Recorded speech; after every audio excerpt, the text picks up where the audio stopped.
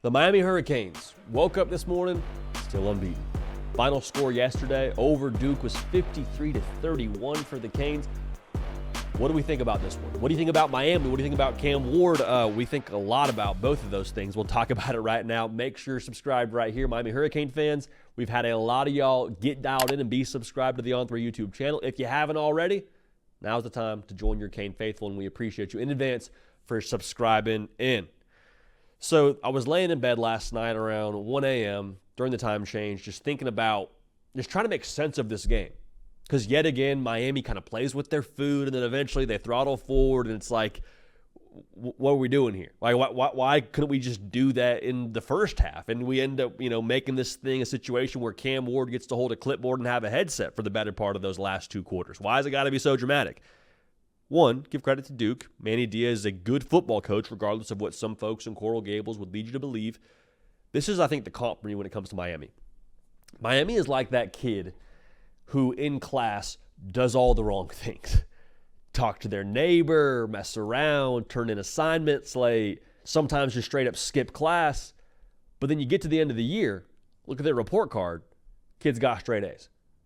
So you can have an issue with the way that it looks at times, have an issue with what they do during class, have an issue with how they go about their business at different points. But when you look at the bottom line, still straight A's, still unbeaten, still an offensive juggernaut. That's what Miami is right now. And yeah, the defense had some issues. Yeah, you want to start a little bit quicker, but you didn't just win that football game. You covered the spread.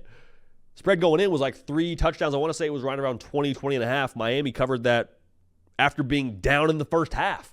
They were down at points in the second half. Like, it's one of those things that it's hard to totally make sense of. But I think the overall resting thought for me on this is this. They're at their best, is Miami, when they have a certain sense of urgency. And when they have a sense of urgency, they're aggressive offensively. They're pushing the ball downfield. Cam Ward is trying to test those safeties, if you will. And so while on one hand, you'd like for them to just start like that from the jump, at the exact same time, I think overall, if you want to beat Miami, you have to be able to do one of two things. One is match their horsepower. Like, we get into a shootout, you got 45, we got 51, that's how we beat you. So far, nobody has been able to do that. I don't think anybody in the ACC, just so we're on the same page here, can do that to Miami. That's the first way to beat them. The second way to beat them would be to create enough separation, like teams have early on in these games when Miami starts slow, create enough separation, and then be able to just take cover and hang in there until that storm passes. That is ultimately the Miami Hurricane offense. Nobody's been able to do that either. Because I was texting back and forth with our guy Caden Smith here at On3, and he said something that I thought was right on the money. Cam Ward is inevitable. I mean, we've compared Kirby Smart to Thanos. We'll compare Cam Ward to Thanos right now. At some point in time, whether it's in the first quarter, whether it's in the third quarter, whether it's in the fourth quarter, Cam Ward will eventually round into form and have his say on the football game. And if you don't have enough separation or you don't have the horsepower to match, you're going to lose.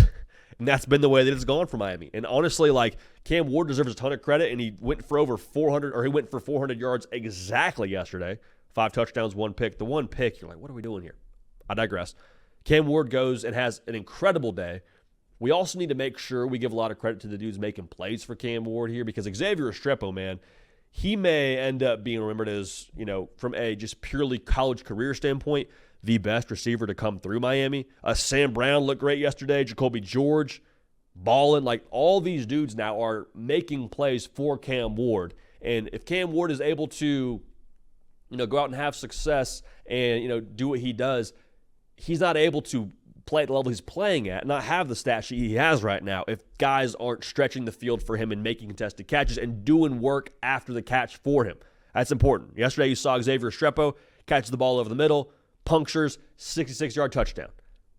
If he doesn't puncture, it's nice completion. Good for Cam Ward. Austin read the defense, made a great throw downfield, but these players take this offense from good to great on the perimeter. I think that needs to be noted. Also, credit Shannon Dawson, man. He's going to be a head coach at some point in time whenever he chooses to be that. Now, 2 things, if you're a Miami Hurricane fan, make you a little bit nervous. It's going to sound funny, but just roll with me here. The first is the man coverage aspect of things for Miami. If Duke can beat you a little bit and give you troubles there, I worry a little bit about when you play Syracuse or when you go down the line here and play a team like an SMU or a Clemson in the ACC title game. That's one thought of this. The second concern I have, and again, this is going to sound bizarre, but just roll with me. My second concern, it's hard to say.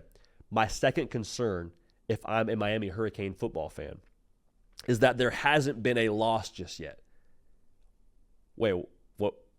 Hasn't been a loss? You're concerned about that? Yeah, I'm concerned about that because if you haven't lost yet and you've had all these games where you don't look your best early on, at some point in time now, that's going to come back to bite you.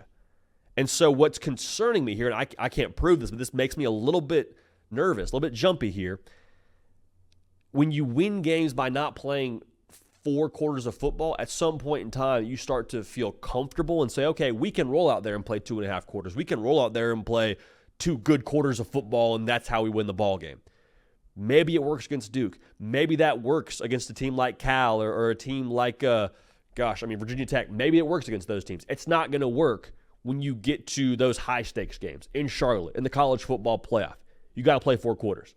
And so, going back to what I said, the reason why I'm nervous there hasn't been a loss yet, I want a loss to happen if I'm a Miami fan because I think it's going to happen at some point in time. I don't want it to be when it's win or go home.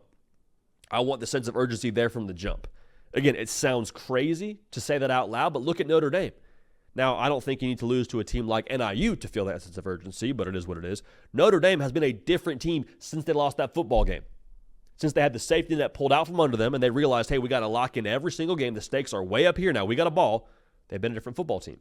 And so for Miami now, you'd like that to happen, I think, in theory, or you'd be maybe benefited by that happening sooner rather than later.